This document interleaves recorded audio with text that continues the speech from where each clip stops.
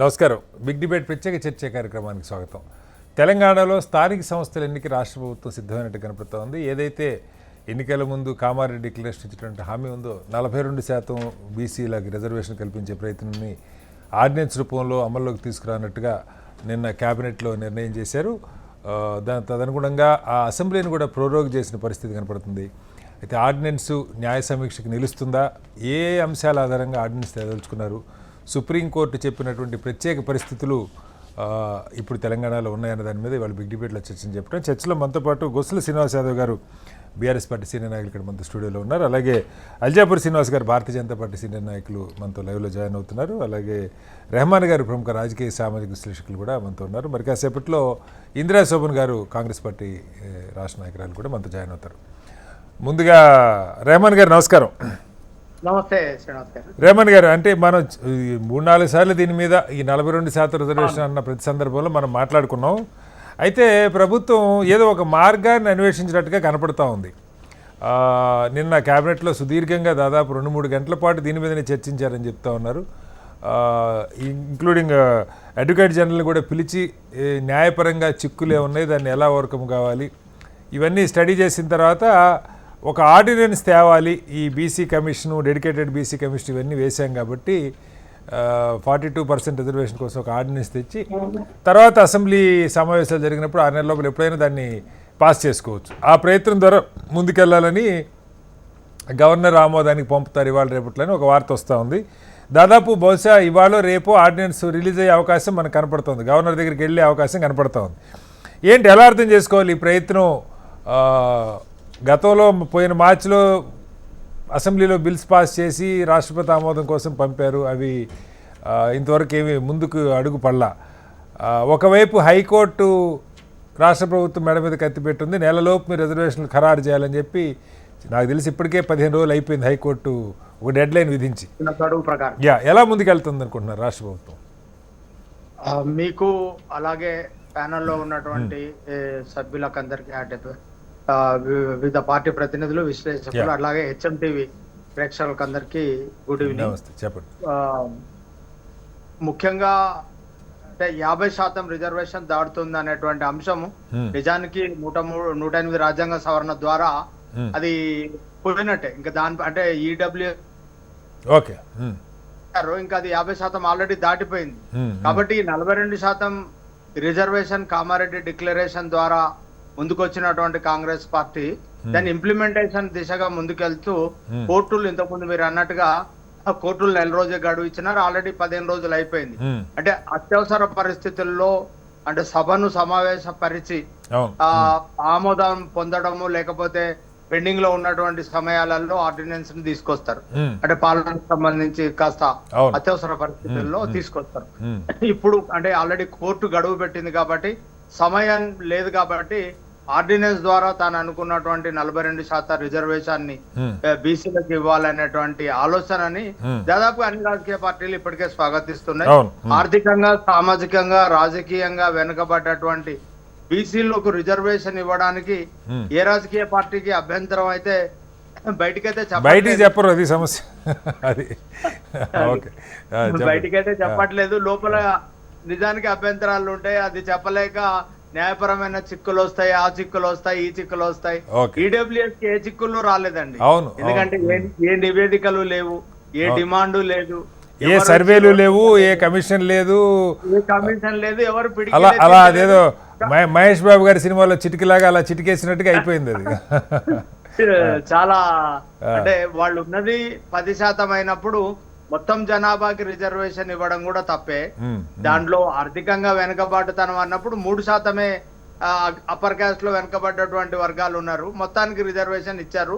ఈరోజు తీసుకుంటున్నారు కూడా. కోర్టులు కూడా 50% దాటడాన్ని ఇప్పుడు అనేక సందర్భాల్లో 51% వచ్చినప్పుడే కోర్టులో అభ్యంతరం చెప్పినటువంటి పరిస్థితి చూసాం. ఇది 10% అంటే 60% అయిపోయింది.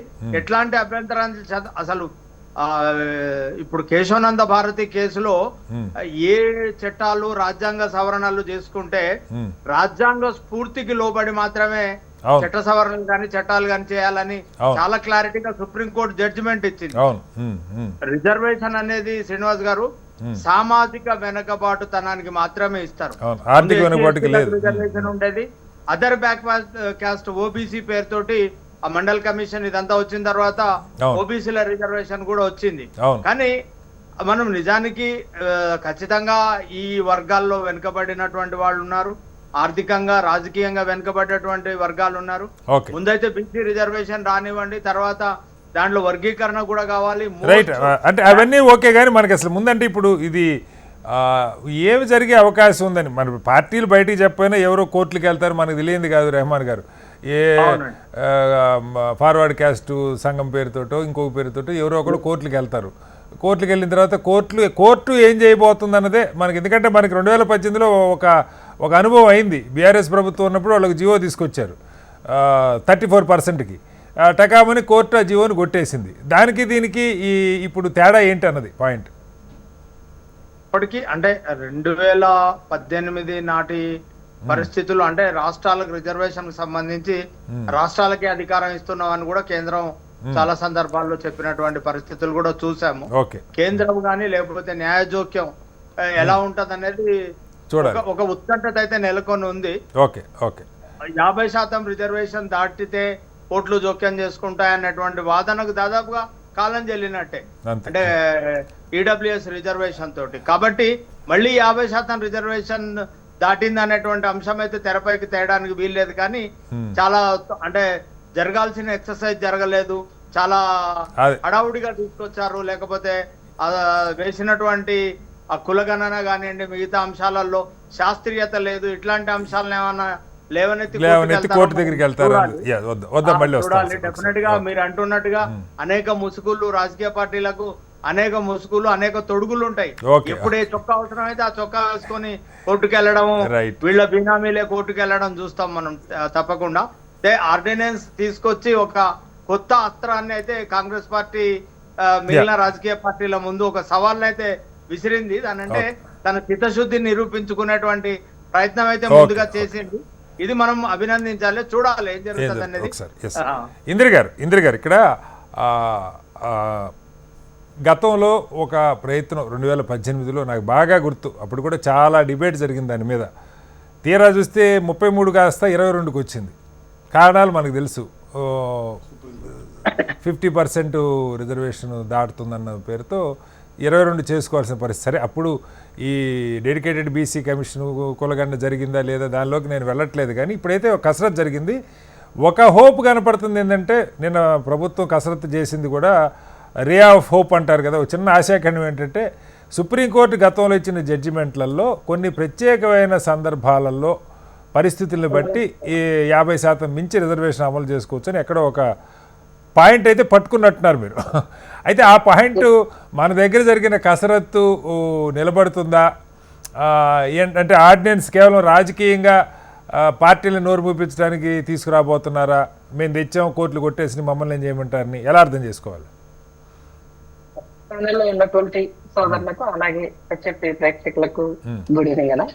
సో కేంద్రం పరిధిలో ఉన్నటువంటి అంశము కేంద్రం చేయాల్సిన అవసరం ఉండింది. బట్ వాళ్ళు చేతులు ఎత్తేసినటువంటి నేపథ్యంలో రాష్ట్ర ప్రభుత్వం ఇచ్చిన మాట నిలబెట్టుకోవాల్సిన అవసరం ఉంది. కాబట్టి ప్రత్యామ్నాయంగా మనం ఇంకా ఏం చేయొచ్చు, మన దగ్గర ఉన్నటువంటి అంటే న్యాయ నిపుణులు ఉండొచ్చు, టెక్నికల్ గా ఉన్నటువంటి అంశాలు వీటన్నిటిని పరిశీలించిన తర్వాత నిన్న క్యాబినెట్ లో ఒక డిస్కషన్ జరిగింది. సో దాంట్లో న్యాయ నిపుణులు కూడా డిస్కషన్ లో క్యాబినెట్ లో కూడా వాళ్ళని పిలిచి ఏం చేస్తే కరెక్ట్ ఉంటుందని వాళ్ళ వైపు నుంచి కూడా సజెషన్ తీసుకోవడం జరిగింది.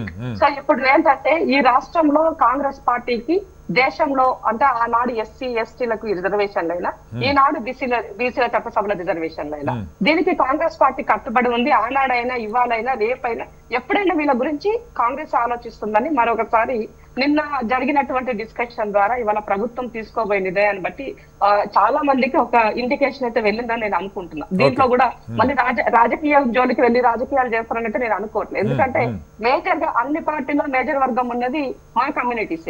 కాబట్టి ఇవాళ మాకు ఒక మంచి నిర్ణయం జరుగుతూ ఉన్నప్పుడు అందరూ సహకరించాల్సినటువంటి అవసరం ఉంది. సో ఇవాళ కేంద్రంలో అది పార్లమెంట్ అమెండ్మెంట్ జరగాలంటే అది సవాలు చర్చ అని చాలా విధంగా వాళ్ళు మాట్లాడుకుంటున్నారు. సో అట్లీస్ట్ మన రాష్ట్రంలో ఉన్నటువంటి పరిధిలో ఈ రాష్ట్రంలో ఉన్నటువంటి పార్టీలకి ఇది ఒక మంచి అవకాశం. సో దీన్ని ఇప్పుడు ఇది క్రెడిట్ ఎవరిది అనేది పక్కన పెట్టేస్తే ఇవాళ ఈ వర్గాలకి మంచి జరుగుతుంది అన్నప్పుడు సహకరించాల్సిన అవసరం ఉంది. సో దీంట్లో తీసుకున్నటువంటి మీరు చాలా చాలా ఆశావాహ దృక్పథంతో ఉన్నారు. అంటే క్రెడిట్ మిమ్మల్ని తీసుకుంటా ఉంటే తీసుకొని ఇస్తారేంటి, చూస్తా ఊరుకుంటారు పార్టీలో? లేదంటే ఇందాక రెహమాన్ గారు చెప్పినట్టు పార్టీ ముసి ఎవరో ఒకరు కోర్టులకు వెళ్తారు కదా, సహజంగా జరిగేదే కదా ఇంద్ర గారు. దానికి సంబంధించి కూడా ఎవరైనా అంటే ఇప్పుడు మనం ఆర్డినెన్స్ ఇచ్చిన తర్వాత ఎలా వెళ్తారని ఎవరైనా మాట్లాడితే కూడా దీనికి సంబంధించినటువంటి మాకు బేస్ నిలబడడం కోసం కూడా ఇవాళ డెడికేషన్ కమిటీ ఇచ్చినటువంటి ఎంపీరికల్ డేటా అయ్యుండొచ్చు, ఆ రిపోర్ట్ అయ్యుండొచ్చు. రెండో విషయం ఏంటి అని అంటే ఈ రాష్ట్రంలో అంటే జనరల్ కోర్టుల గురించి మీకు తెలుసు, కేవీఐట్ వేసినప్పుడు జనరల్ గా ఎవరైనా ఇచ్చినటువంటి అప్పీల్ ను కూడా తీసుకోవడానికి దానికి అక్కడ అనుమతి అనేది మీతో మాట్లాడకుండా తీసుకోరు.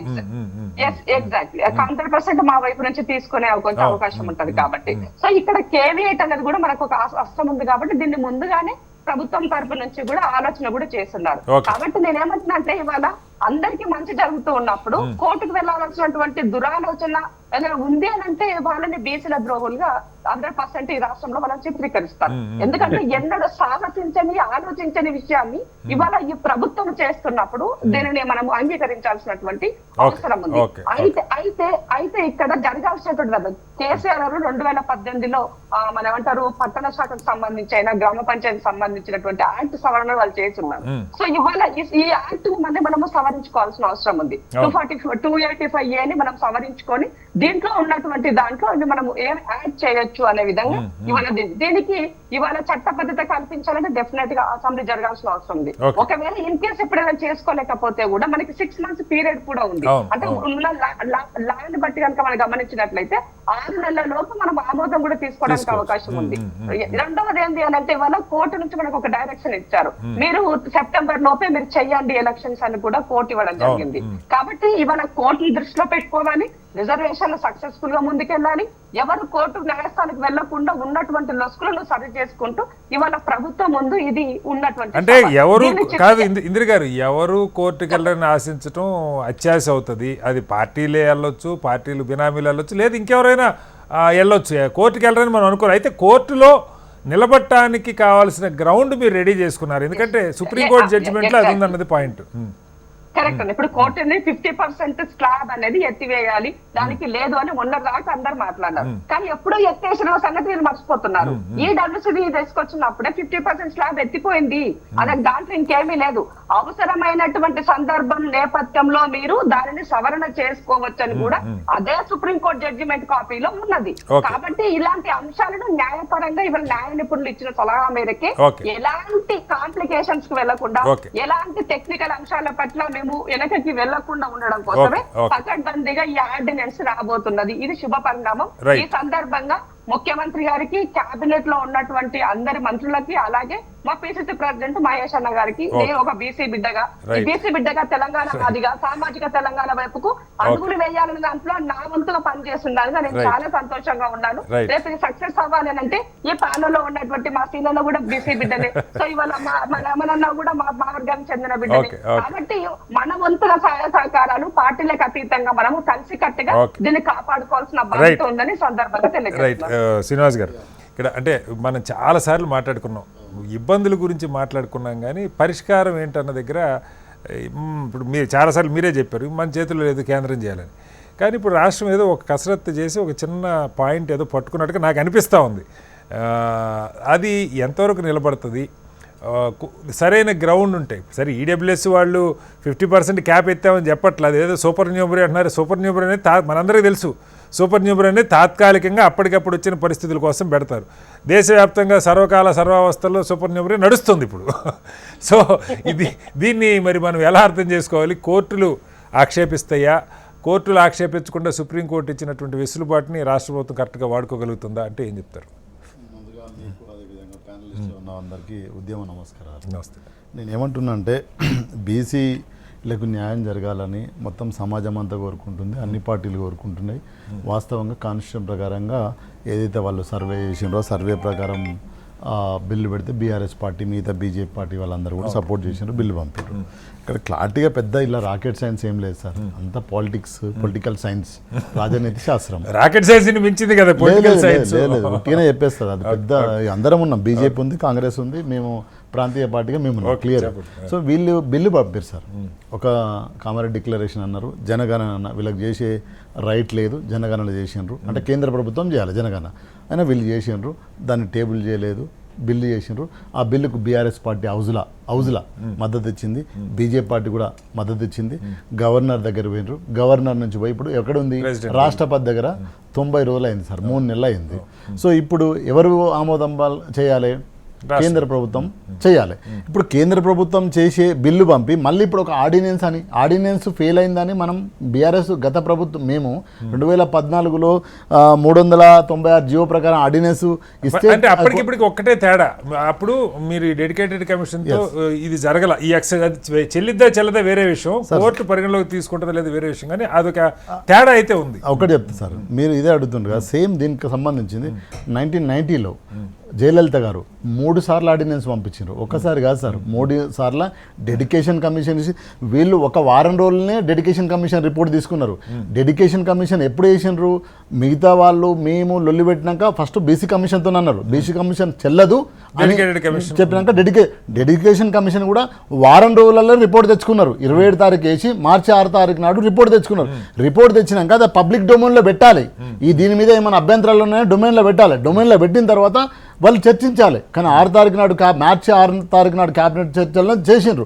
సరే ఇదంతా జరిగింది సార్, కొన్ని సవరణలు కూడా చేశారు. అదే సార్ ఇదంతా జరిగింది. 3 సార్లు క్యాబినెట్ డెడికేషన్ కమిషన్ వేసిన ఆర్డినెన్స్ పంపినా తమిళనాడులో జయలలిత పంపితే రిజెక్ట్ చేసింది. అప్పుడు ఏం చేసింది, అప్పుడున్న PV Narasimha Rao government loose government, వాళ్ళ సపోర్ట్ అవసరం కాబట్టి 9th షెడ్యూల్లో పెట్టి అది కూడా విద్యా ఉద్యోగాలలోనే రిజర్వేషన్లు తెచ్చుకున్నారు, అక్కడ రాజకీయాలలో రిజర్వేషన్ లేవు, అది క్లారిఫై చేసుకోవాలి. 2 నేనేమంటున్నా అంటే ఇప్పుడు బిల్ అక్కడ ఉంది, ఆర్డినెన్స్ ఎందుకు పంపుతున్నారు, ఆర్డినెన్స్ ద్వారా ఏం చేస్తారో నాకు తెలియదు. ఒకటి సుప్రీంకోర్టు క్లియర్గా స్లాబ్ చెప్పింది, ఆ సుప్రీంకోర్టు తీర్పు ఈవెన్ గుజరాత్లో కూడా ఎలక్షన్లు ఆపినాయి సార్, కేరళలో అదే విధంగా జరిగింది, మహారాష్ట్రలో అదే విధంగా జరిగింది, కర్ణాటకలో అదే విధంగా జరిగింది. ఏదైతే డెడికేషన్ కమిషన్ వేసుకొని మేము 34-46% రిజర్వేషన్ పోతా అంటే కుదరదు అని సుప్రీంకోర్టు తీర్పు ఇస్తే వాళ్ళు మళ్ళా మామూలు పరిస్థితికి వచ్చి చేశారు. నేనేమంటున్నా ఫైనల్గా సింపుల్ ఆన్సర్ సార్, ఈరోజు బీజేపీ ప్రభుత్వం చెప్పాలి, ఇప్పుడు బీసీలకు మేము జనాభా దామాషా ప్రకారం ఇస్తామని మోడీ గారు అంటున్నారు, వాళ్ళు కూడా సెన్సస్లో చేస్తామంటున్నారు, సెన్సస్లో చేస్తా అంటున్నారు, మేము రిజర్వేషన్ ఇస్తా అంటారు. ఇప్పుడు రాహుల్ గాంధీ ఏమంటుండు, ఉదయపూర్ డిక్లరేషన్, కామారెడ్డి డిక్లరేషన్, ఇంకో డిక్లరేషన్, గాంధీ భవన్ డిక్లరేషన్, మేము కూడా బీసీలకు ఎంత వాటా కావాలో అంత వాటా ఇస్తాంటారు. ఈరోజు దేశాన్ని ప్రధానమంత్రి ఎవరు సార్, నరేంద్ర మోడీ. ఈరోజు అపోజిషన్ లీడర్ ఎవరు సార్, రాహుల్ గాంధీ గారు చక్కగా మోడీ దగ్గరికి పోయి దర్వాజా కొట్టి ఈ బీసీ బిల్లు మనం చేసేద్దామంటే ఇంకెక్కడ ఉంది సార్ పంచాయతీ. సింపుల్ సార్, నేను అంతేగా సార్, ఇప్పుడు ఇద్దరికి బీసీలు అంటే ప్రేమనే, మంచిదే కదా సార్, నేనేమంటలేను. మిగతా ప్రాంతీయ పార్టీలు ఎక్కడ చేసినా కొట్టుడు పోతుంది, చెల్లుబాటు అవుతలేదు. ఎందుకు చెల్లుబాటు అవుతలేదు, అది దేశంలో రాజ్యాంగ సవరణ చేసి రిజర్వేషన్ ఇవ్వాలి, అది స్పష్టంగా సుప్రీంకోర్టు చెప్తుంది. సుప్రీంకోర్టు ఇచ్చిన తీర్పులు ఇతర రాష్ట్రాలలో ఇంప్లిమెంట్ అవుతున్నాయి. మనం ప్రత్యేకమైన దేశంలో లేం, ప్రత్యేకంగా లేం కదా. సో విత్ ఇన్ కాన్స్టిట్యూషన్ ఫ్రేమ్లో ఉన్నాం. కాబట్టి ఇప్పుడు బీజేపీ పార్టీ 90 రోజులు 3 నెలలు దగ్గరగా ఎందుకు పెట్టుకున్నది. ఇప్పుడు రాహుల్ గాంధీ మరి ఇప్పుడు మోడీ ప్రతిపక్ష పార్టీ కదా, ఇప్పుడు మీరు అన్నారు సార్ ఈడబ్ల్యూఎస్సీ ఎవరిని అడిగారు సార్, ఎవరన్నా అడిగిరా సార్, రాత్రి కొట్టి పడేసి వెళ్ళిపోయారు కదా, మరి ఇప్పుడు కూడా ఇది ఇవ్వచ్చు కదా సార్, తప్పేముంది. ఇప్పుడు అందరికీ న్యాయం చేయాలని ఉంది, అందరికీ బీసీల మీద ప్రేమ ఉంది. రాహుల్ గాంధీ గారు పార్లమెంటు అపోజిషన్ లీడర్గా చక్కగా మోడీ దగ్గరికి పోతే పంచాయతీ రాజకీయంగా బాగుంటుంది, కానీ అంత తొందరగా రాహుల్ గాంధీ పోయి అడగగానే చేసేస్తారా, చేస్తే రాజకీయం ఎట్లేందుకుంటే శ్రీనివాస్ గారు మరి ఎందుకు సార్ ఈ డ్రామా అంతా. కామారెడ్డి కాంగ్రెస్ ప్రతిపక్షంలో ఉంది కదా, ఏమంటున్నా సార్ మీరు మాట్లాడేటప్పుడు నేను మాట్లాడలేదు, నేనేమంటున్నా మీరు కామారెడ్డి డిక్లరేషన్ ఎందుకు, ఉదయపూర్ డిక్లరేషన్ ఎందుకు, ఈ జనగణన ఎందుకు, ఈ బిల్ ఎందుకు, ఈ డెడికేషన్ కమిషన్ ఎందుకు, ఈ ఆర్డినెన్స్ ఎందుకు సార్, ఇదంతా అవసరం ఏముంది సార్, ఇదంతా చేసినావు కదా, డైరెక్ట్ రాహుల్ గాంధీ కదా మాట్లాడాల్సింది ఇప్పుడు పార్లమెంట్ లో, ముఖ్యమంత్రి కాదు. నేనేమంటున్నా నా పాయింట్ వినాలి చాలా మంది. ఒక నిమిషం ఆగండి అక్క, మీరు మాట్లాడేటప్పుడు నేను మాట్లాడు. ఈ రాష్ట్రంలో 15 మంది ఎంపీలు ఉన్నారు, ఈ 15 మంది ఎంపీలు కూడా స్పష్టంగా 2 పార్టీల 16 మంది ఎంపీలు 2 జాతీయ పార్టీలకు సంబంధించిన ఎంపీలే ఉన్నారు, 2 కేంద్ర మంత్రులు ఉన్నారు. వాళ్ళ హౌస్లో మనం బీఆర్ఎస్ పార్టీ ఇంకా మిగతా పార్టీలు వ్యక్తులు మొత్తం సహకరించారు, బిల్లు దాటించారు. ఇప్పుడు ఈ 16 మంది ఎంపీలు పోయి ఢిల్లీలో కూర్చొని 8 మంది ఏమో రాహుల్ గాంధీ దగ్గర, 8 మంది విత్ 2 మినిస్టర్లు పోయి మోడీ దగ్గర కూర్చుంటే ఎక్కడ పంచాయతీ ఉంది సార్? వీళ్ళిద్దరు చెప్పమనండి. ఇది ఓన్లీ ఎలక్షన్ కోసమే డ్రామా అన్న అర్థమవుతుంది సార్ స్పష్టంగా.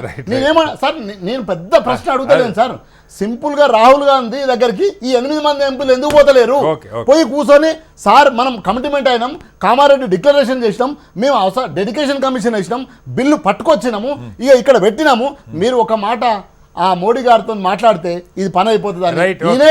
అదే విధంగా మనం బీజేపీ రేపు అధికారంలో రావాలంటే బీసీలకు మనం దేశానికి ప్రధానమంత్రి అయినా చెప్పుకోవాలంటే అని వీళ్ళు 8 మంది పోయి అడిగితే పార్లమెంట్ లో పడితే అయిపోతుంది. శ్రీనివాస్ గారు నమస్తే. శ్రీనివాస్ గారు మీరు విన్నారు ఇక్కడ ఒకటి సరే మోడీ గారు ఎలాగో ఛాయ్ పే చర్చ అంటూ ఉంటారు, రాహుల్ గాంధీ గారు ఛాయ్ తాగి శ్రీనివాస్ గారు ఎప్పుడు చెప్తుంటారు అది ఇద్దరు కూర్చొని కప్పు ఛాయ్ తాగితే అయిపోతుందని చెప్తూ ఉంటారు. సరే అది రాజకీయంగా సాధ్యం అవుద్దా లేదా, మీరు చేయాలనుకుంటే అవుతుంది. నిజంగా మీరు చేయాలనుకుంటే, కాంగ్రెస్ కావాలనుకుంటే అయితే నేను చెప్పను, కానీ మీరు చేయాలనుకుంటే అవుతుంది, రాజ్యాంగ సవరణ అవుతుంది, షెడ్యూల్ 9లో చేర్చడం అవుతుంది. సరే అది పక్కకు పెడితే ఇప్పుడు మీరే ఎలాగూ జాతీయ స్థాయిలో బీసీ సెన్సస్ చేయాలని ఒక నిర్ణయం తీసుకున్నట్టుగా సెన్సస్లో చెప్తున్నారు. సుప్రీంకోర్టు జడ్జిమెంట్లో ఒకటి ఫస్ట్ క్వశ్చన్ ఏంటంటే అసలు రాష్ట్రపతి గారు ఇప్పుడు 4 నెలలు అయింది, మార్చిలో ఇక్కడ బిల్లు పాస్ చేశారు, ఇప్పుడు జూలైలో ఉన్నాం మనం, ఇప్పటిదాకా ఆ బిల్లు ఎందుకు యాక్సెప్ట్ చేయలేదన్నది ఒకటి.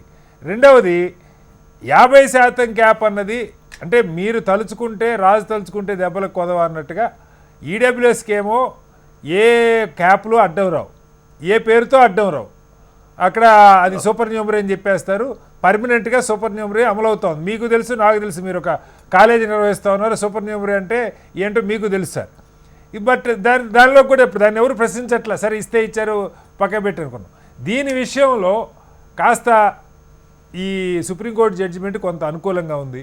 మీరు రాష్ట్రపతి గారితో ఆ బిల్లు పాస్ చేయించినా స్టాంప్ వేసినా ఓకే, లేదు రేపు గవర్నర్ గారు ఈ ఆర్డినెన్స్ని ఓకే అంటే రాష్ట్ర ప్రభుత్వానికి కాస్త వెసులుబాటు ఏముందంటే ఆల్రెడీ హైకోర్టు ఒక టైం లైన్ పెట్టింది, ఇక్కడ బీసీ డెడికేటెడ్ బీసీ కమిషన్తో ఒక సర్వే జరిగింది, ఏదైనా పెట్టుకొని కనీసం ఈ ఎలక్షన్ వరకన్నా ఒడ్డున పడతామని రాష్ట్ర ప్రభుత్వం ఆలోచన. ఎలా ఏం చేయబోతున్నారు? సార్ నమస్కారం మీకు అందరికి, కో ప్యానలిస్ట్కి, ప్రేక్షకులకి. భారతీయ జనతా పార్టీ ఒక నేషనల్ పార్టీ, జాతీయ స్థాయిలో అన్ని రాష్ట్రాల్లోని ప్రజలకు సామాజిక న్యాయం అందివ్వాలనే ఉద్దేశంతోనే పనిచేస్తుంది. సో ఇవాళ ఓట్ల కోసమో సీట్ల కోసమో అధికార దాహం కోసం అవసరాన్ని బట్టి మన యొక్క స్టాండ్ మార్చుకునే పార్టీ కాదు. కొన్ని పార్టీలు ఆ రకంగా ఈ యొక్క దేశాల్లో రాజకీయాలు చేస్తా ఉన్నాయి, మనం చూస్తా ఉన్నాం. సో గతంలో కూడా బీఆర్ఎస్ అంటే నేను మిమ్మల్ని ఒక ప్రశ్న అడుగుతాను సార్. మీరు భారతీయ జనతా పార్టీ గురించి చాలా విస్తృతమైన నిర్వచనం చెప్పారు కాబట్టి అడుగుతున్నా. గత 11 ఏళ్లుగా మీకు అబ్సల్యూట్ మెజారిటీ మోర్ దాన్ 50% స్టేట్స్లో మీరు మీ ఎన్డీఏ మిత్రపక్షాల్లో ఉన్నారు. 33% చట్టసభలో రిజర్వేషన్ దశాబ్దాలుగా పెండింగ్లో ఉంది. ఇప్పుడు మహిళలకు ఒకటి చెప్పారు, దానికి ఏదో టైం లైన్ పెడుతున్నారు. అసలు బీసీలకి చట్టసభలో రిజర్వేషన్ ఎందుకు లేదు ఇప్పటిదాకా? దీనికి ఎవరి దగ్గర సమాధానం లేదు సార్. అంటే మీరు ప్రయత్నం చేస్తుంటే ఇప్పుడు నోటుబందీ నిమిషంలో అయిపోయింది, లేకపోతే ఇంకొకటి నిమిషంలో అయిపోయింది. దీని విషయంలో మీరు పెద్ద ఈడబ్ల్యూఎస్ దేశం అంతా అప్లై 10% ఈడబ్ల్యూఎస్ ఒక్కరోజు ప్రధాని గారి స్టేట్మెంట్తో వచ్చేసింది. బట్ దీని విషయంలో అక్కడ మీరు బీసీల మీద చిత్తశుద్ధి ఉంటే చట్టసభలో రిజర్వేషన్ ఎందుకు రాదు? లేదు, ఇక్కడ రాష్ట్రంలో లోకల్ యాక్ట్, ఇది పంచాయతీరాజ్ యాక్ట్, రాష్ట్ర చట్టం. సుప్రీంకోర్టు క్యాప్ ఉందంటే సుప్రీంకోర్టు మరి 10% ఎక్స్ట్రా ఈడబ్ల్యూఎస్ ఇస్తుంటే ఎలా ఊరుకుంటుంది? ఏం చెప్తారు? ఇప్పుడు కాయలున్న చెట్టుకే రాళ్ళు కొడతారు ఎవరైనా. మేము చేస్తాం, రిజల్ట్ చూస్తున్నాం కాబట్టి మా మీద అనేక గంపడని ఆశలతో అనేక రకాలుగా అస్త్రాలు సంధిస్తారు. ఆ యొక్క డిమాండ్స్ మా ముందర పెడతా ఉన్నారు. చాలా సంతోషం. మా మీద ఉన్నటువంటి ఒక ప్రజలకు కావచ్చు, అనేక పార్టీలకు కావచ్చు, మా మీద విశ్వాసం. సో మేము కాబట్టి ఈ దేశంలో లాంగ్ పెండింగ్, దశాబ్దాల కాలంగా ఉన్నటువంటి పెండింగ్ ఇష్యూస్ అన్ని కూడా అడ్రస్ చేస్తూ ప్రజలకు సమాధానంగా చూపించడం జరిగింది. 370 ఆర్టికల్ కావచ్చు, ట్రిపుల్ తలాక్ కావచ్చు, లేకుంటే రామ మందిర్ సురక్ష విషయంలో కావచ్చు, అనేక అంశాల్లో భారతీయ జనతా పార్టీ కేంద్రంలోని ఎన్డీఏ సర్కార్ చేస్తూ చూపించింది. సో ఫేజ్ వైజ్ అనేక అంశాలు అవి టచ్ చేస్తూ ముందుకు పోతున్నాం. ఆ దశలో ఇప్పుడు వచ్చినాం సార్. ఇవాళ Congress party Kamareddy Udaipur declaration unscientific గా మాట్లాడడం కాదు. ఇవాళ ఏ ఆధారంగా కాంగ్రెస్ పార్టీ యొక్క రాష్ట్రంలో వచ్చిన 6 నెలలను 3 నెలలను ఇంప్లిమెంట్ చేసి చూపిస్తామని చెప్పింది? మరి ఎందుకు చేయలేకపోయినా 1.5 years తర్వాత కూడాను? సో వాళ్ళకు ఆ యొక్క ఆధారం లేకుండా సైంటిఫిక్ ఎక్సర్సైజ్ లేకుండా చేస్తారు కాబట్టి ఆ అవసరం తీరిపోయింది. ఇప్పుడు పరిశీలనలో ఏం చేయాలని చెప్పేసి బీజేపీ చాలా ఆలోచించి దేశంలో మైండ్ సెట్ కూడా తయారు కావాలి. దేశంలో అనేక సంవత్సరాలుగా మహిళా రిజర్వేషన్ గురించి డ్యూరింగ్ కాంగ్రెస్ టెన్యూర్ లో కూడా డిమాండ్ వచ్చింది. మీరా కుమార్ గారు ఉన్నప్పుడు స్పీకర్ గా ఎందుకు కాలేదు అప్పుడు ఆ సర్కార్ ఎందుకు చేయలేకపోయింది? మరి మేము కూడా అప్పుడు తయారై ఉన్నాం కదా. సో ఇవాళ కూడా బీజేపీ ఎన్డీఏ సర్కార్ మహిళా విషయంలో రిజర్వేషన్ తీసుకొచ్చింది. ఇప్పుడు ఇంప్లిమెంట్ అయినప్పుడు లేదు అంతకు ముందు జరగవలసినటువంటి ఒక తయారీ జరిగింది. మీరు చూస్తున్నారు ఢిల్లీలో ఒక మార్పు చూస్తారా? అట్లాగా సార్. ఇక్కడ కాదు శ్రీనివాస్ గారు, నా ప్రశ్న ఇక్కడ ఉన్నది కూడా మీరు ఎలా అయితే జాతీయ స్థాయిలో మీద ఒక ప్రభుత్వం, రాష్ట్రంలో ఒక ప్రభుత్వం ఉన్నది, మనది ఏదో కేంద్రం పైన రాష్ట్రం కిందని కూడా కాదు. అది ఏ పార్టీ అయినా ఉండి, బీఆర్ఎస్ ఉన్నాయి, కాంగ్రెస్ ఉన్నాయి, బీజేపీ ఉన్నాయి, ఎవరైనా ఉండి, ఎవరి హక్కులు వాళ్ళకు ఉంటాయి. ఒక రాష్ట్ర ప్రభుత్వం ఒక సీరియస్గా ఒక కసరత్తు చేసి ఇల్లు తిరిగి మళ్ళీ ఆ డేటాని కొంత సరిచేసి మళ్ళీ పార్టీలు లేదా ప్రతిపక్షాలు లేదా మిగతా వాళ్ళు అబ్జెక్షన్ చేసినప్పుడు దాన్ని సరిచేసి కాదు డేటా సైంటిఫిక్గా పెడితే ఒక ప్రభుత్వం చేసిన కులగండ చెల్లదు అని ఏ రకంగా అంటారు? ఫస్ట్ అయితే ప్రైమా ఫేసి ఆ యొక్క స్టేట్ గవర్నమెంట్ కి జనగణన చేసేటువంటి అధికారం లేదు. ఎందుకు ఉండదు కూడా సార్? మీరు ఎందుకు మార్పులు చేయరు? రాజ్యాంగం చెప్తున్నది. రెండవది చేసిన వాటి మీద అనేక అనుమానాలు ఇల్లాజికల్ గా ఉన్నాయి. తప్పులు నిన్న బీహార్ లో మీరు చూస్తున్నారు. మీరు అడిగినా సార్ నేను జవాబు చెప్పాను. చెప్తున్నా, సుప్రీంకోర్టు ఆఖరికి 4 కోట్ల ఓట్లు బీహార్లో తీసేయపోతే ఆధార్ లేకుండా ఐడెంటిటీ ప్రూఫ్ అడుగుతున్నారు. మీరు అందరికి పాస్పోర్ట్లు ఉండాలి మన భారతదేశంలో. దీన్ని సుప్రీంకోర్టు నిన్న లెఫ్ట్ అండ్ రైట్ ఇచ్చింది. ఆధార్ని, రేషన్ కార్డుని, ఓటర్ ఐడి కార్డు కన్సిడరేషన్ తీసుకోండి. అంటే మీరు చేసిన కసరత్తు మంచిది, వీళ్ళు చేసిన కసరత్తు మంచిది కాదా? చెప్పింది ఎవరు దేశంలో? ఏదండి ఆధార్ ఏ కోసం మా యొక్క ప్రైవసీని మా యొక్క దాన్ని హరించేస్తారా, హక్కుని హరించేస్తారా అని చెప్పి ఒక ప్రభుత్వం చేసిన కసరత్తుని అది తప్పుంటే చెప్పాలి తప్ప వాళ్ళ ఉద్దేశాలకి. రాష్ట్ర అసెంబ్లీలో భారతీయ జనతా పార్టీ ఆ బిల్లు ప్రవేశపెడితే సపోర్ట్ చేసిన పార్టీ బీజేపీ. ఇవాళ దేని ఆధారంగా ఏ సపోర్ట్ కారణంగా కాంగ్రెస్ సర్కార్ యొక్క రాష్ట్రంలో ఆ బిల్లు పాస్ చేసింది? ఆ బిల్లును ఏ రకంగా అమలు కోసము దాన్ని చేసిన తయారీ ఏంది? జవాబు చెప్తలేరు. సింపుల్ గా బట్ట కాల్చి ఎదుటి మీద పాడేం తప్ప ఇంకేమున్నది? మేము చాలా సంతోషం. నేను ఒక బీసీ బిడ్డగా ఈ రాష్ట్రంలో 56-57% జనాభా బీసీలు ఉన్నటువంటి ఒక పరిస్థితిలో వాళ్ళకు న్యాయం జరగాల్సిన అవసరం ఉన్నది. కాబట్టి చాలా నిష్ఠతోని సార్ కేంద్ర భారతీయ జనతా పార్టీ లేదా ఎన్డీఏ సర్కార్ డిసైడ్ చేసింది బై 26 మార్చ్ ఈ దేశంలో కుల జనగణన చెయ్యాలి. పర్ఫెక్ట్ గా కుల జన జరగాలి. సో దట్ ఏ అంచనాకు రావడానికి ఆ యొక్క రిపోర్ట్ ద్వారా మనం చేయొచ్చు.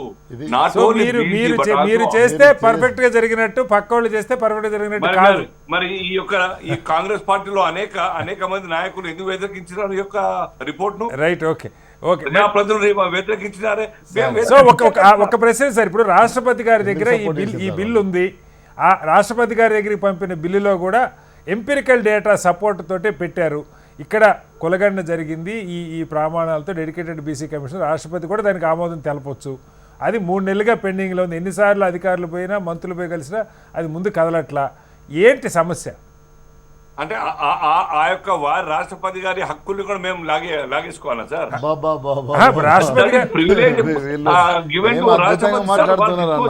ఎందుకు చేయలేదు? లీగల్ గా ఏంది దాని యొక్క పరిస్థితి వాళ్ళకి తెలుసు. దానికి జవాబారు మేము కాదు.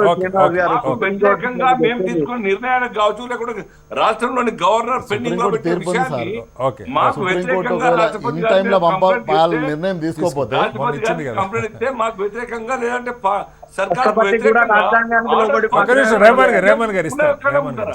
సో మాకేం సంబంధం సార్? ఓకే, అంటే రాష్ట్రపతి గారు నిర్ణయం తీసుకోకుండా ఫైళ్లు పక్కన పెడితే దాని మీద కూడా సుప్రీంకోర్టు చాలా తీవ్రమైన వ్యాఖ్యలు చేస్తుంది. అదొక దాని గలాట బాధ్యులం మేమా నడుస్తుంది, మనకు తెలియదు కాదు. మేమా సార్? ఓకే మేమా బాధ్యులం? సార్ మళ్ళీ వస్తాను sir.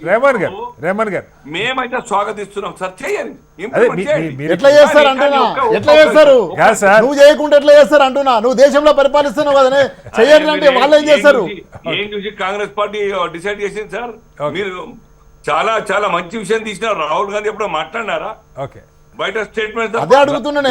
Rahul A1 Congress, A2 BJP. A1 Congress, A2 BJP. దేశం మొత్తం సర్వే జరిపి జనగణన చేస్తా దేశం ఉన్నాం మొత్తం కాదు సార్. మేము. వర్క్ ప్రాసెస్ స్టార్ట్ అయింది సార్. దేశం మొత్తం భారత్ జోడో యాత్ర లేదంటే కులగట్ట జరగాలని మాట్లాడుతుంది రాహుల్ గాంధీ కదా సార్. దానికి విముక్తి పొందడానికి, విముక్తి చేయడానికి బీజేపీ కంకణం కట్టుకొని ఓకే. పంచాలు చేసింది. సార్ ఎస్ రేమన్ పంచాలు చేసింది. నేను ఒకటే మాట ఇస్తాను రేమన్ గారు చెప్తాను ఒక్క సార్, శ్రీనివాస్ గారు. దాని కారణంగా గత ఏడాదిన్నర కాలంగా ప్రజా ప్రభుత్వాలు గ్రామీణ ప్రాంతాలు, గ్రామ ప్రభుత్వాలు లేకుండా పెండింగ్ పెట్టేటువంటి ప్రయత్నం చేయకండి దయచేసి. ఓకే ఓకే ఇది చాలా ఇంపార్టెంట్. రైట్ రైట్ ఇది ఇప్పుడు 2 నెలల 3 నెలల సెప్టెంబర్ లోపల, డిసెంబర్ లోపల ఐ థింక్ ఎట్లా సాధ్యమైతో మీరే ఆలోచించాలి. ఎలక్షన్ జరపడానికి ఏముంది సార్? ఎలక్షన్ జరపడానికి ఆల్రెడీ ఓటర్ లిస్ట్ ఇప్పుడు దాకా ఆపింది సార్. నినాక రేవంత్ రెడ్డి గారు ఏం చెప్పారు? స్థానిక సంస్థలకు రిజర్వేషన్తోనే మేము ముందుకు పోతాం. అందుకనే కదా కసరత్తు చేశారు కదా, కసరత్తు చేయడానికే టైం పట్టింది. చేయాలని చెప్తున్నాం సార్. చేయండి, మేము సిద్ధంగా ఓకే ఓకే రైట్. సంతోషిస్తాం మేము. ఓ పక్క మీరు సిద్ధంగా ఉన్నామన్నారు, ఓ పక్క కేంద్రంలో చల్లదని అంటా ఉన్నారు. మళ్ళీ వస్తాను మీ దగ్గరికి. ఒకసారి రేమన్ గారు, ఇది అంటే మీ ఇప్పుడు దీనిలో నాకు మీరు కూడా చాలా కాలంగా సామాజిక అంశాలు పరిశీలిస్తూ ఉంటారు సార్. రాజకీయాలు పక్క పెడదాం, రేపు పొద్దున ఏం జరిగిద్ది అన్నది. ఈ డేటా అంటే కోర్టులు యాక్సెప్ట్ చేయడానికి ప్రత్యేకంగా కోర్టుల దాకా వెళ్తే ఎవరన్నా ఆర్డినెన్స్, మరి గవర్నర్ గారు ఏం చేస్తారో మనకు తెలియదు. వీళ్ళు ఆ జీవో సవరణలతో ఆర్డినెన్స్ కాయ పంపుతారు. అసలు గవర్నర్ గారు దాన్ని యాక్సెప్ట్ చేస్తారా లేదా, మళ్ళీ అది కూడా పైకి పంపుతారో మనకు తెలియదు నాకు అదేం జరుగుద్ది అన్నది. ఒకవేళ యాక్సెప్ట్ అయితే దీనిలో ఒకవైపు హైకోర్టు విధించినటువంటి డెడ్ లైను, ఇక్కడ చేసినటువంటి ఈ 3-4 రీజన్స్, మా డెడికేటెడ్ కమిషన్తో చేసిన సర్వే, జాతీయ స్థాయిలో ఆల్రెడీ 5 ఏళ్లుగా ఈడబ్ల్యూఎస్ అమలు అవుతుంది, 50% ఎప్పుడో దాటిపోయింది. అలాగే జాతీయ స్థాయిలో కూడా ఇప్పుడు బీసీ సెన్సస్ చేస్తామని చెప్పి, కులం వివరాలు సేకరిస్తామని చెప్పి వాళ్ళు చెప్తున్నారు. ఇవన్నీ ఎందుకంటే 2018కి ఆ నిర్ణయం కూడా జరగల మనకు తెలిసి. ఇందాక సోదరుడు ఒకటి చెప్పారు, గుజరాత్లో మరొక చోట క్యాన్సిల్ అయిందంటే అప్పుడు అసలు ఈ 10% ఈడబ్ల్యూఎస్ లేదు. ఈడబ్ల్యూఎస్ వచ్చింది 2019 తర్వాత, 19 ఎలక్షన్ ముందు మోడీ గారు తీసుకున్న నిర్ణయం. సో ఇవన్నీ ఇప్పుడు అడిషనల్గా పాయింట్స్, సపోర్టింగ్ పాయింట్స్ రాష్ట్ర ప్రభుత్వానికి ఉన్నాయి. కోర్టులకు వెళ్తే ఏం జరగచ్చు? శ్రీనివాస్ గారు, మీరు అంటే చాలా మంచి పాయింట్ చెప్పారు.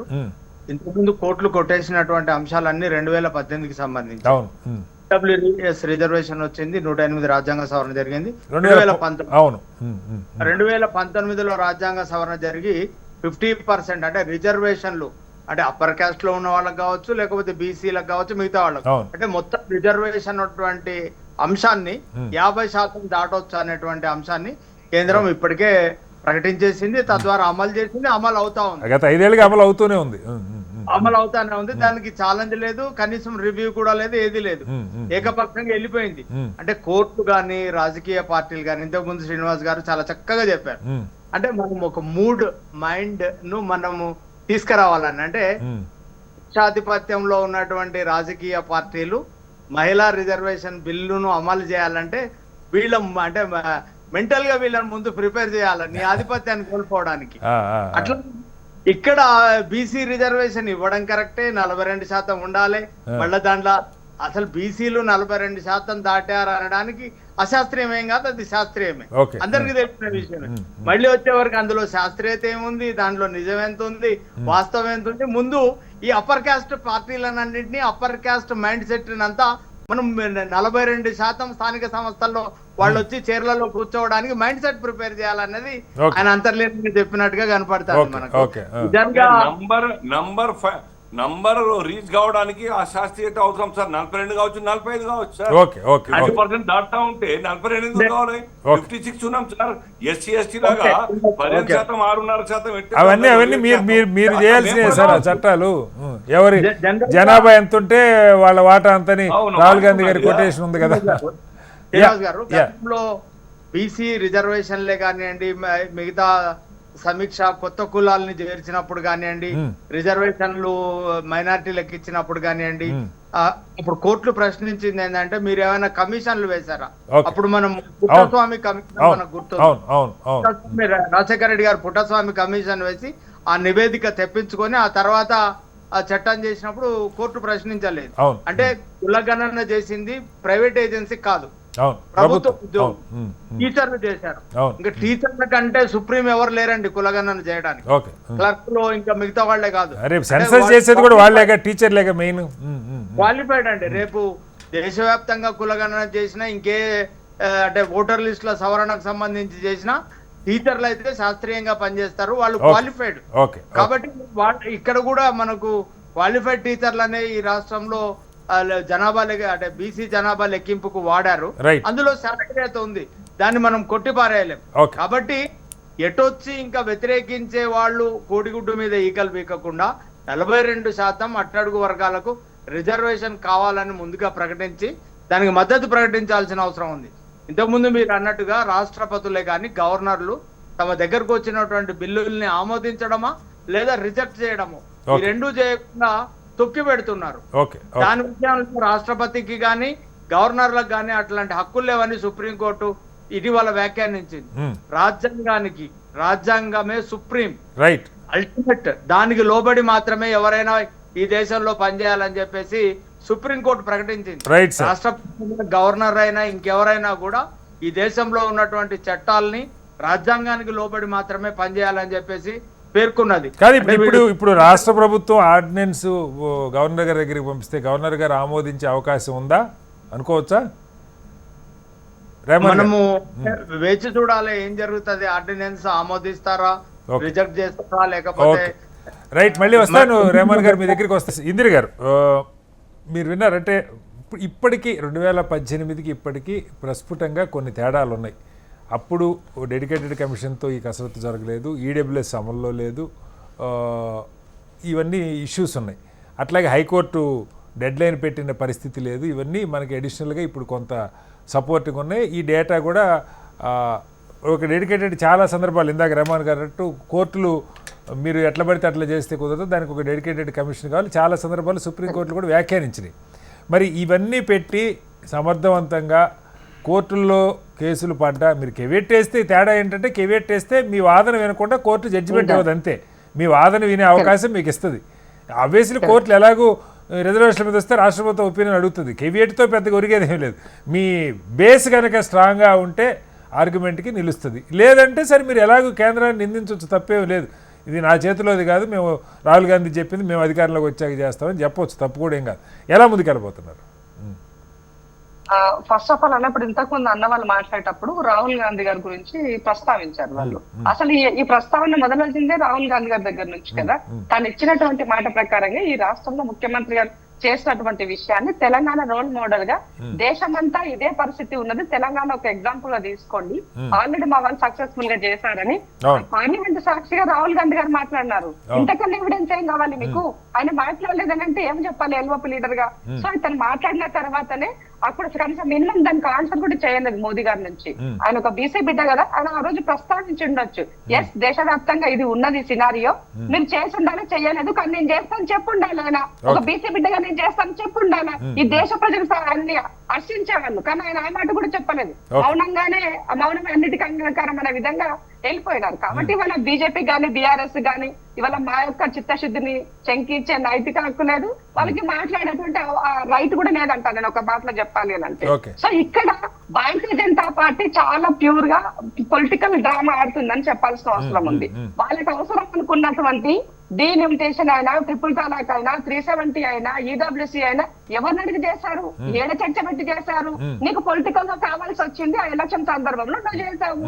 ఇవాళ దేశవ్యాప్తంగా రుగ్మతలతో ఉన్నటువంటి ఈ బిడ్డలను ఆదుకోవడానికి కావాల్సిన చట్టపరమైనటువంటి హక్కు నేను అడుక్కోను, నాకు హక్కు కావాలని అడుగుతున్నాను. నేను నా హక్కు నాకు ఇవ్వడం కోసం మీరేంటి అని అడుగుతున్నాను. నేను మీరు ఆ స్థానంలో కూర్చుని ఎందుకు?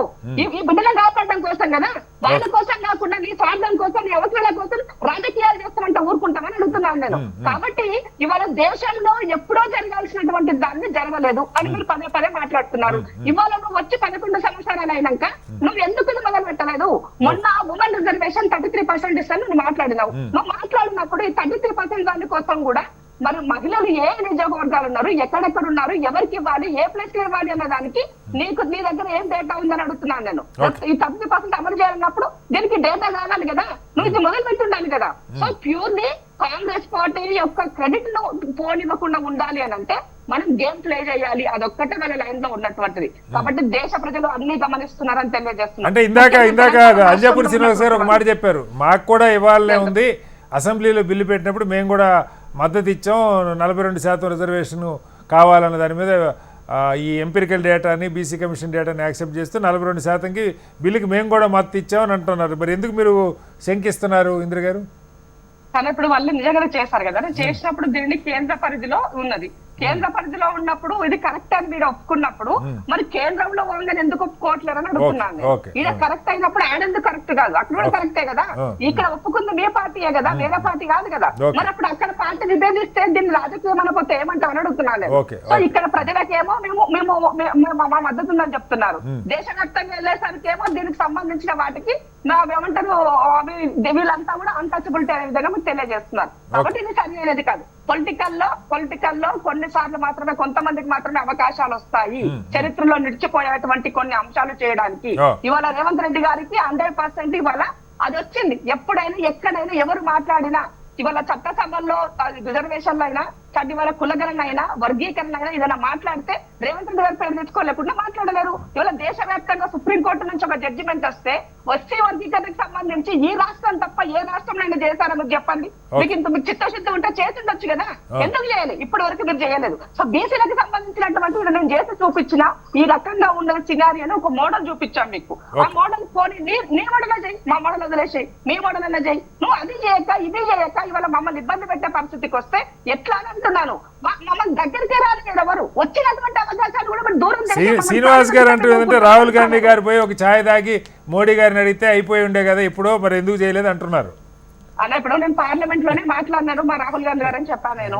సో మాట్లాడినాక కూడా మాట్లాడలేను, ఛాయ్ తాగొచ్చు కదా, ఛాయ్ పై చర్చానంటే ఛాయ్ పై భాషను సార్ ఎలా చెప్తాడు? ఆయన ఇప్పుడు మన్ కీ బాత్ చెప్తాడు. నీ మన్ కీ బాత్ ప్రజల యొక్క మనసులో ఏముందో తెలుసుకోవాలని మన్ కీ బాత్ ఎవరికైనా అడుగుతున్నాను నేను. మా మనసులో ఇది ఉన్నది, నన్ను తీసుకోమని చెప్తాను మన్ కీ బాత్ లో. తీసుకోవాలని బీజేపీ నుంచి నేను అడుగుతున్నాను. ఇప్పుడు ఒక తెలంగాణ ఆడబిడ్డగా బీసీ బిడ్డగా అడుగుతున్నాను నేను. మా యొక్క హక్కులను అడ్డుకునే హక్కు మీకు ఎక్కడ అడుగుతున్నాను నేను. మా హక్కులు మా చిన్నపని అడుగుతున్నాను, ఈ రాష్ట్ర ప్రభుత్వం అడుగుతున్నది. సో పార్టీ రాజకీయం కాస్త వదిలేయండి. వ్యక్తిగా వాళ్ళ యొక్క ఆర్గనైజేషన్ యొక్క హక్కుల గురించి మాట్లాడుతున్నప్పుడు మీరు ఎందుకు వాటిని విస్మరిస్తున్నారని అడుగుతున్నాను నేను. మీరు చిత్తశుద్ధి లేదండి. బీసీలన్నా కానీ ఎస్సీలన్నా ఎస్టీలన్నా ఒరిజినల్ గా భారతీయ జనతా పార్టీ వ్యతిరేకులు, దానికి రిజర్వేషన్ అన్నా వాళ్ళు వ్యతిరేకం 100%. దీనికి ఈ మధ్య కాలంలో మీరు గమనించినట్లయితే ఈ రాష్ట్రంలో ఏం చేసినా ఏం చేయకపోయినా ఊళ్ళో వాళ్ళ పెళ్లికి ఏదో అడావుడి అన్నట్టుగా నా సోదరి ఇది నాకు క్రెడిట్ నాదే, ఇది నేనే చేసిన, ఇది నా పోరాటం అని మాట్లాడుతున్నది. నమ్ముకుంటారు ఎవరైనా? నిజంగా నీకు అంత చిత్తశుద్ధి ఉంటే ఉమ్మడి ఆంధ్రప్రదేశ్ లో 33% అమల్లో ఉంటే మీ ఆయన వచ్చినాక కోర్టులో కేసు ఉండగానే 22కి అమలు చేసిండు. ఒకసారి శ్రీనివాస్ గారు నేనేమంటున్నా, సరే మా ఆడబిడ్డ మాట్లాడింది కానీ అది తెలుసు, కోర్టు చెప్తే కదా మనం చేసింది. ఇప్పుడు కూడా వాళ్ళు 22 నేనేమంటున్నా ఇదే సాక్షి హెచ్ఎండి సాక్షిగా 22 కంటే 1% అక్క అయ్యి నువ్వు నిన్ను తెలంగాణ ఆడబిడ్డగా ప్రకటించుకొని నీ పేరు మొత్తం దాంట్లో నోట్ స్పష్టంగా ఈ రోజు స్పష్టంగా శ్రీనివాస్ గారు ఎందుకంటే ఇంద్ర గారు ఒక్క సెకండ్, ఇంద్ర గారు ఓకే మీరు మాట్లాడారు ఒక్క సెకండ్, మిమ్మల్ని 2-3 ప్రశ్నలు అడుగుతాను. నిజంగా కూడా మీ ఏ ప్రభుత్వమైనా ఇవ్వద్దని ఎందుకు అనుకుంటుంది? యాక్చువల్గా పార్టీల పరంగా ఇస్తున్నారు కూడా. కానీ నా ప్రశ్న ఏంటంటే మీరు 2018 అప్పటికి ఈడబ్ల్యూఎస్ అమల్లో లేదు, అది కూడా మనం కీ ఫ్యాక్టర్. అట్లాగే కారణాలు ఏమైనా మీరు సకల జనుల ఇది మొత్తం సమగ్ర సర్వే చేశారు కానీ ప్రత్యేక డెడికేటెడ్ కమిషన్తో ఇది జరగలేదు, నేను తప్పట్లా. ఇప్పుడు ఇవి కొన్ని ఉన్నాయి కదా, వీటి ఆధారంగా కోర్టులు అడ్డుకోకుండా ఉంటాయి. బీసీలకు న్యాయం జరగాలని ఆశతో అడుగుతా ఉన్నా. అదే సార్ నేనేమంటున్నా, వాస్తవంగా ఇప్పుడు అల్జాపూర్ శ్రీనివాస్ అన్నాడు, అదే సీనన్ అన్నాడు, ఏమన్నాడు అంటే మీరెవరు జనగణన చేయడానికి, రైట్? అబ్సల్యూట్లీ స్టేట్ గవర్నమెంట్లో ఎవరికి లేదు, అది కాన్స్టిట్యూషన్ చెప్తుంది, వాళ్ళ పార్టీ చెప్పడం కాదు, కాన్స్టిట్యూషనే. నేను ఎమ్మెల్యే ఎలక్షన్లు నేను చేస్తా, ఎంపీ ఎలక్షన్లు నేను చేస్తా, లోకల్ బాడీ ఎలక్షన్లు నువ్వు చేసుకో అని చెప్తుంది. కానీ లోకల్ బాడీ ఎలక్షన్ కమిషన్ ఉంది, నేను ఎమ్మెల్యే ఎలక్షన్లు పెడతానంటే ఊకుంటుందా? అట్లనే జనగణన కూడా దేశమే కేంద్ర ప్రభుత్వమే చేయాలి. మేము ఎస్కేవీ చేసింది ఎందుకు చేసినామంటే ఆ రోజు ఆగమాగమైన తెలంగాణను ఎట్లుంది ఏంది ఉన్నది ఏ పథకాలు పెట్టాలని చేసినాం స్పష్టంగా రిపోర్ట్ అక్కడ ఉంది. అది పక్కన పెడదాం కాసేపు. ఆ విధంగా చేసి అప్పుడు ఇచ్చినాం. ఎందుకు 22% ఇవ్వాల్సి వచ్చింది? సుప్రీంకోర్టు ఆడ స్పష్టంగా చెప్తే కదా ఆగింది. మనం కాదు, ఒక్క తెలంగాణ కాదు, పక్కన కర్ణాటక డాక్టర్ కె కృష్ణయ్య తీర్పు ఆయన కోర్టుకు పోతే కూడా అదే తీర్పు ఇచ్చింది. మహారాష్ట్రలో అదే తీర్పు ఇచ్చింది, బీహార్లో అదే తీర్పు ఇచ్చింది. ఇది సుప్రీంకోర్టు సీలింగ్ పెట్టింది, మనం కాదు. ఇప్పుడు ఈడబ్ల్యూఎస్ని క్వశ్చన్ చేయలేము, 60 దాటుతుంది కదా, 50 దాటిపోతుంది కదా, ఎవరు అడగరా? అదే కదా ఇప్పుడు వాళ్ళు రాజదలుచుకుంటే దెబ్బల కొద్దు అని మీరు అన్నారు కదా, వాళ్ళు డైరెక్ట్ పార్లమెంట్ లో రాత్రి మాట్లాడుకున్నారు, చేసుకున్నారు, అయిపోయింది. చట్టం చేయాలి కదా. ఏ కోర్టులు ప్రశ్నించలేదు సార్. సుప్రీంకోర్టు ఇంతకుముందు సుప్రీంకోర్టు తర్వాత రాష్ట్రపతి అందరు కూడా పార్లమెంట్ లోపే. పార్లమెంట్ అల్టిమేట్ మన దేశంలో. ఎందుకు అంటే ప్రజల చేత ఎన్నుకోబడ్డ వ్యక్తులు అక్కడ శాసనములు చేస్తున్నారు, శాసనం చేసే సభ అది. సో ఈజే రాష్ట్రపతి సుప్రీంకోర్టు అదంతా వాళ్ళు ప్రిపేర్ అయ్యి వచ్చిన వాళ్ళు. కానీ వాళ్ళకంటే ఎబో ఈజ్ అ హౌస్ ఒకసారి నిర్ణయం తీసుకున్న రాజ్యాంగ స్ఫూర్తికి అంతే. ఈ దేశంలో ఎవరు మాట్లాడారు సార్? అదే కదా ఎమర్జెన్సీ మాట్లాడే పరిస్థితి లేదు. అది ఎమర్జెన్సీ అదే కదా సార్ వచ్చింది. ఎమర్జెన్సీ ఎట్లా వచ్చింది? The parliament is supreme. So కాబట్టి నేనేమంటున్నా, నేను ఇప్పుడు ఇందిరక్క గారిని సీనన్న గారు ఏం చెప్తున్నా, వీళ్ళు స్పష్టంగా అంటే వాళ్ళు ఒప్పుకోకపోవచ్చు, నేను మాట్లాడవచ్చు, స్పష్టంగా వాళ్ళిద్దరికి చిత్తశుద్ధి ఉంటే మాత్రం అవుతుంది. లేకపోతే మాత్రం ఈ తెలంగాణలో A1 కాంగ్రెస్, A2 బీజేపీ. మీరు A1 కాంగ్రెస్ అని ఎట్లా అంటారు? మళ్ళీ అడుగుతాను. ఇప్పుడు మన 50 ఏళ్ల క్రితం చరిత్ర వదిలేయండి. ఇప్పుడు దేశంలో అధికారంలో లేరు. ఆయన వైపు నుంచి అంటే జెన్యూన్ అడుగుతున్నా. దేశంలో అధికారంలో లేదు కాంగ్రెస్. పార్లమెంట్లో చేయాలన్నా, షెడ్యూల్ 9లో పెట్టాలన్నా వాళ్ళ చేతిలో లేదు, మెజారిటీ లేదు వాళ్ళకి. బీజేపీ ఇప్పుడు ఇక్కడ మద్దతు తెలిపారు, అక్కడ మేము కసరత్తు చేస్తున్నాం కదా ఆగని అంటారు. ఎట్లా మనం ఏమని అంటాం? హౌస్లో ఎంతమంది ఉన్నారు సార్ కాంగ్రెస్ వాళ్ళు? ఎక్కడ పార్లమెంట్లో 90 మంది 100 మంది ఉన్నారు. 100 మంది ఉన్నారు. 100 మంది కనుక సభను స్తంభింపజేస్తే దేశంలో చర్చ కాదు సార్, హౌసే కదా అల్టిమేట్ రావాలి. అరే బీజేపీ దేశంలో నువ్వు నన్ను అటాక్ చేస్తున్నప్పుడు నీ దేశంలో దొంగలను ఎందుకు ఒప్పుకుంటా సార్? నేను కూడా వంగాల్సిందే కదా. ఈ రోజు తెలంగాణ బిల్లు కావచ్చు, ఏ బిల్లు కావచ్చు, ప్రతిపక్ష హోదా ఏంది సార్? అల్టిమేట్ గా ప్రజలకు న్యాయం చేయడం కోసం పోరాడాలి. ఈ రోజు 100 మందిని పెట్టుకొని నువ్వు పార్లమెంట్ లో మాట్లాడాక ఇప్పుడు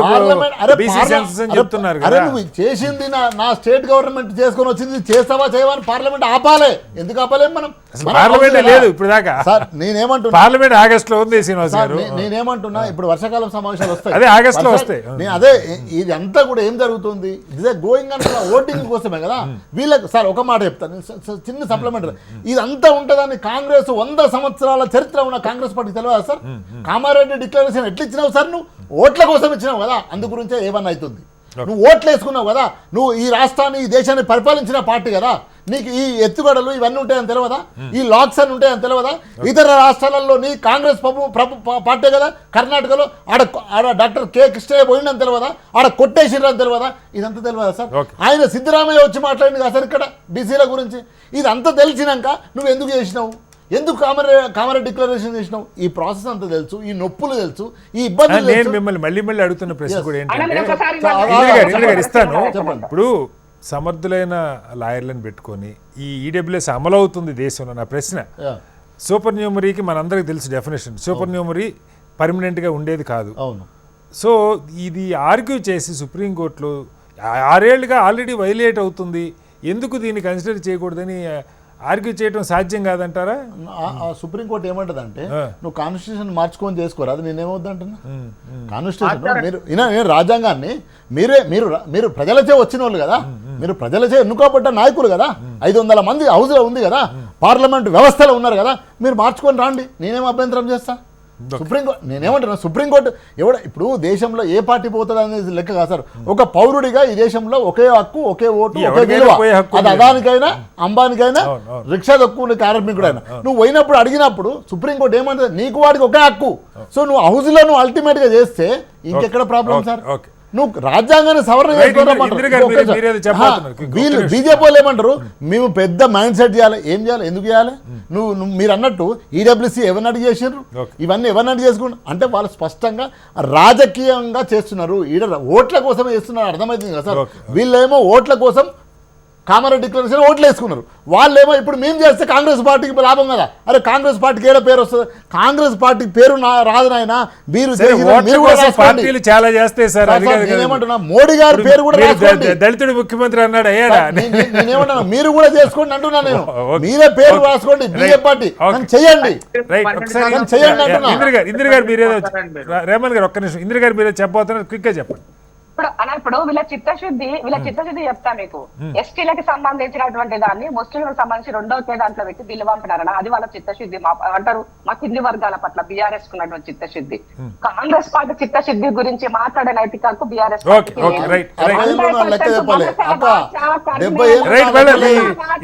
మీ ఇద్దరు పంచాయతీ కదా ఇందిర గారు. ఇందిర గారు ఓకే, గతం గత ఈ దేశంలో బీసీలను మోసం చేసి మీ హయాంలో ఏం జరిగింది, వాళ్ళ హయాంలో ఏం జరిగింది, రైట్ ఓకే. ఇందిర గారు టైం తక్కువ ఉంది, ఒకసారి రేమన్ గారు మీరు కూడా ఏదో చెప్పబోతున్నారు. ఒకసారి రేమన్ కాంగ్రెస్ పార్టీ నా లెక్క చెప్పలేదు. 50 ఏళ్ళు నన్ను పరిపాలించినావు కదా. రేమన్ గారు క్విక్ గా చెప్పండి. మీరేదో ఇందాక ఏదో చెప్పబోతున్నారు. అంటే ఇప్పుడు పార్టీల చిత్తశుద్ధిలో ప్రశ్న వచ్చినప్పుడు గతంలో అసెంబ్లీలో మైనార్టీలకు 12% రిజర్వేషన్ ఇస్తామని ఎన్నికల్లో వాగ్దానం కూడా చేశారు బీఆర్ఎస్. ఆ మేరకు అసెంబ్లీలో తీర్మానం చేసి కేంద్రానికి పంపారు. మేము పార్లమెంట్ ను స్తంభింపజేస్తామన్నారు. మరి ఆ విషయంలో కూడా చిత్తశుద్ధిని నిరూపించుకోవాల్సినటువంటి అవసరం అయితే పార్లమెంట్ మాకుంది 10 మంది 12 మంది కదా, ఎప్పుడైనా అంతకన్నా లేరు కదా. కాదు సార్ రేమన్ గారు, మీరంటే బీఆర్ఎస్ రాష్ట్రాన్ని సాధించుకున్నామని చెప్తారు కానీ మరి దీని విషయంలో మాకంత శక్తి లేదని చెప్తారు. ఏముంది వాళ్ళ సంఖ్య తక్కువ కదా. స్తంభింపజేస్తామన్నారు అన్నగారు. ఓ అన్నగారు 100 మంది ఉన్నాడు. కాదు రేమన్ గారు, ఏకంగా ఆయన చేతిలో ఉంది, ఢిల్లీతో సంబంధం లేకుండా ఆయన చేతిలో దళితుడిని ముఖ్యమంత్రిని చేసి కూర్చోబెడతా అని చెప్పారు. అయిందా? పార్టీలు చాలా చెప్తాయి, పార్టీలు చెప్పేదానిలోకి నేను వెళ్ళట్లేదు. కానీ ఒకసారి శ్రీనివాస్ గారు, అల్జపూర్ గారు, ఇక్కడ దీని విషయంలో అంటే నేను మళ్ళీ అడుగుతున్నా, మీరు ఎలాగూ ఒక కసరత్తు చేయబోతా ఉన్నారు. రాష్ట్రంలో చేసిన కసరత్తుని బీజేపీ పార్టీ కూడా దాన్ని యాక్షన్ మీరు డినై చేయలే. ఈ బీసీ కులగండ చెల్లదని మీరు డినై చేయలే. ఒక రాజకీయ పార్టీగా బీజేపీకి నేషనల్ లెవెల్లో ఒక స్టాండు, రాష్ట్రంలో ఒక స్టాండ్ ఉండదు అనుకోవట్లే నేను. దేశం అంతా ఒకటే స్టాండ్ ఉండాలి కదా, ఏం మీదైనా ఉన్నప్పుడు ఇక్కడ బిల్లు మీరు పాస్ చేశారు, బిల్లుకి మీరు మద్దతు పలికారు. ఎందుకని మీరు కాంగ్రెస్ ఎలాగో ఇక్కడ చేస్తూ ఉంది, శ్రీనివాస్ గారు అన్నట్టుగా పార్లమెంట్లో మీరు మాట్లాడి రాష్ట్రపతి గారితో దాన్ని ఓకే చేయిస్తారా, లేకపోతే గవర్నర్ గారు ఆర్డినెన్స్ ఓకే చేస్తారా? మీ వైపు నుంచి చర్యలు లేకపోతే మాత్రం వేలు మీ వైపే చూపిస్తుంది శ్రీనివాస్ గారు. ఒకటి, కాంగ్రెస్ పార్టీ వారి యొక్క స్టాండ్ ను సమర్థించుకుంటూ ఒక లాజికల్ ఎండ్ ఇవ్వలేదు సార్. ఏమిస్తారు ఇంతకంటే? మీరు చెప్పండి, ఇంతకంటే లాజికల్ ఎండ్ ఒక రాష్ట్ర ప్రభుత్వం ఏమివ్వగలుగుతుంది? వాళ్ళు చెప్పాలి కదా సార్. ఒక రాష్ట్ర ప్రభుత్వం ఇంతకన్నా గొప్ప కసరత్తు చేయగలిగింది ఏముంది? దేశంలో అనేక రాష్ట్రాల్లో ఈ యొక్క బీసీ బిల్ రిజెక్ట్ కాబడ్డది. 9th షెడ్యూల్ ఒక్క రాష్ట్రం తప్ప దేశంలో కరెక్టే. మరి మీరు అసెంబ్లీలో అదే చెప్పుంటే అయిపోయాయి కదా. నువ్వు చేసే చల్లదా, ఎందుకు చేస్తున్నావు? రాష్ట్ర పరిధి వరకు వారు ఏం ఆలోచించి ఏం స్ట్రాటజీ ఉన్నదో మాకు తెలియదు. అంటే తెలంగాణ ప్రజలు మోసం చేయదలుచుకున్నారు బీజేపీ పార్టీ. ఇక్కడ క్లియర్ గా దొరికిపోయింది సార్, తెలంగాణ ప్రజల్ని ఇక్కడ మోసం చేయదలుచుకున్నారు. వాళ్ళు ఏం ప్లాన్ చేసి ప్రజెంట్ చేస్తారో అయినా మేము మాకు తెలియకుండా మేము సపోర్ట్ చేస్తాం. అరే తెలవకుండా ఎట్లా సపోర్ట్ చేస్తారు శ్రీనివాస్ గారు? తెలవకుండా సపోర్ట్ చేస్తారు. వాళ్ళ స్ట్రాటజీ చెప్పారు సార్. ఇద్దరు A1 A2 అన్నదానికి సాక్ష్యం అర్థమైంది కదా సార్. సార్ A1 A2 అన్నారు. A1 ఏమో ఓట్లు వేసుకున్నాడు, A2 ఏమో ఓట్లు వేసుకోవడానికి కాదు. ఏ రకంగా ఇది పాస్ కాబోతా ఉంటది దానికి బీజేపీ కానీ మీ ఇతర కరెక్ట్ చెప్పినా మీరు కరెక్ట్ చెప్పారు. చెప్పిరా మీరు కరెక్ట్ చెప్పారు. చెప్పండి. రెండవది సార్, ఇప్పుడు 60-70 సంవత్సరాల నుంచి పెండింగ్ ఉన్న అనేక ఇటువంటి ఇష్యూలు సార్ దగ్గరకు వచ్చి sir matter of 1 or 1.5 years sir. దేశం అంటే ఏ జరిగినా మీ చేతులతోనే జరగాలి, ఇంకెవరు చేయడానికి లేదు, అంతేనా? లేలే, బీజేపీ ఒక జాతీయ పార్టీ, కాంగ్రెస్ పార్టీ లాగా మాకన్నా సీనియర్ కాంగ్రెస్ పార్టీ. వాళ్ళు బాధ్యత విస్మరించినారు. మేము బాధ్యతతోని దేశవ్యాప్తంగా not only Telangana but also entire nation కి అప్లై అయ్యే విధంగా మేము కసరత్తు చేస్తున్నాం. ఇది మా యొక్క నిజాయితీ. రెండోసారి పదే చర్చలు వస్తా ఉన్నది. ఈడబ్ల్యూఎస్ ఎవరు ఛాలెంజ్ చేస్తే ఆగుతుంది. ఎందుకు ఛాలెంజ్ సార్? సుప్రీంకోర్టులో 2022లో 3/2 తోని ఆ యొక్క ఈడబ్ల్యూఎస్ యొక్క కొట్టివేసినారు సార్. ఎట్లా అంటే ఏంటి దానికి బేస్ ఏంటి సార్? దానికి బేస్ ఏంటి? 60 భారత ప్రభుత్వం సార్ సుప్రీంకోర్టు జడ్జిమెంట్లు ఇచ్చిన శ్రీనివాస్ గారు సుప్రీంకోర్టు జడ్జిమెంట్లు ఇచ్చిన ఒక పౌరుడిగా ఎవరికి నచ్చకపోయినా ఆ జడ్జిమెంట్ నాకు నచ్చలేదని చెప్పే హక్కు ఉన్నది, స్వేచ్ఛ ఉన్నది. కానీ మా ప్రభుత్వం తప్పు కాదు అని సుప్రీంకోర్టు 3/2 తోని జడ్జిమెంట్ ఇవ్వడం జరిగింది. అది నేను గుర్తు చేస్తున్నాను సార్. ఎవరు అప్పీల్ చేయలేదు, ఎస్ఎల్పి చేయలేదని చెప్పట్లేదు, అది గుర్తు చేస్తారు. చెప్పండి ఈడబ్ల్యూసీకి సంబంధించినటువంటి ఇవాళ జడ్జిమెంట్ ఇచ్చిన వాళ్ళైనా దానికోసం పనిచేసిన వాళ్ళైనా పెట్టాలనుకున్న వాళ్ళంతా కూడా ఆయా వర్గాలకు చెందినటువంటి వాళ్ళు. సో ఈడబ్ల్యూసీ ఇవ్వడం కోసం మీ దగ్గర ఉన్నటువంటి మేజర్ క్రైటీరియా ఏంటి? ఒక పని చేసినప్పుడు 100% మీరు జాతీయ పార్టీకి రిప్రజెంట్ చేస్తున్నారు. ఇంద్రమ్మ జాతీయ పార్టీకి రిప్రజెంట్ చేస్తా ఉన్నారు. మీరు సుప్రీంకోర్టు మీద అనేక రకాల యొక్క కామెంట్ చేయడం ఎంతవరకు సబబు కాదు సార్. మీరు ఇప్పుడు ఈడబ్ల్యూఎస్ కి ఇంద్ర గారు ఒక సెకండ్. శ్రీనివాస్ గారు ఇక్కడ ఈడబ్ల్యూఎస్ చేసినప్పుడు అసలు కసరత్తు ఎందుకు తప్పు? అధికారం పౌరులకు ఉంది, సమీక్షించే అధికారం పౌరులకు ఉందండి. ఒక్క నిమిషం రామన్ గారు శ్రీనివాస్ గారిని చెప్పండి. శ్రీనివాస్ గారు నా రిక్వెస్ట్ అంటే ఇందిర గారు ప్లీజ్. మీరు ఉటంకించినట్టుగానే ఈడబ్ల్యూఎస్ తాత్కాలికంగా అనే ఒక మాట చెప్తా ఉన్నారు కదా, ఆ ఫెసిలిటేషన్ రాబోయే భవిష్యత్తులో దాన్ని తుది రూపం ఏం తీసుకుంటో తెలియదు కదా. తాత్కాలికంగా న్యాయం సూపర్ న్యూమరీ బీసీలకు నష్టం జరగకుండా పైన ఒక 10 సీట్లు పెట్టాం, ఆ 10 సీట్లు వాళ్ళకి ఇస్తున్నారని చెప్తున్నారు. అది కంటిన్యూ అవుతుంది కదా. సూపర్ న్యూమర్ అంటే అంతే కదా సార్.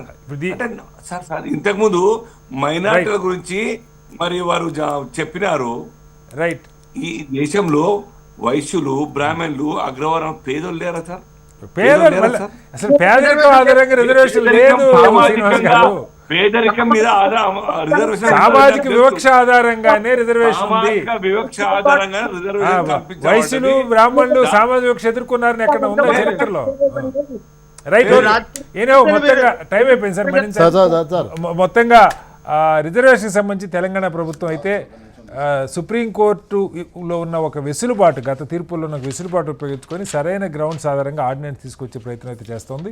ఇది గవర్నర్ గారు పాస్ చేస్తారా, కోర్టులకు ఎవరైనా వెళ్లకుండా ఉంటారా, కోర్టులు ఏం సమాధానం చెప్తారని దాని మీద ఎన్నికల రిజర్వేషన్ల భవిష్యత్తు ఆధారపడింది.